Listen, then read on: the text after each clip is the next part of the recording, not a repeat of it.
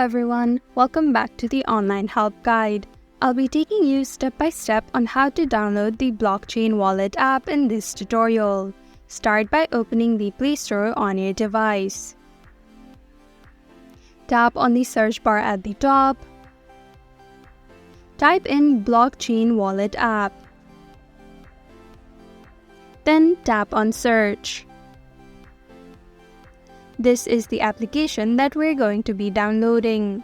Tap on the install icon. Then let it begin downloading now. Tap on open once the download is completed. Now you can create a wallet or log in to your previous account to be able to use the application. Thank you for watching Online Help Guide. Hope this video was helpful. If it was, then hit the like button and comment down if you have any questions or feedback. Also, if you're new to our channel, subscribe and hit the bell icon so that you don't miss our upcoming videos.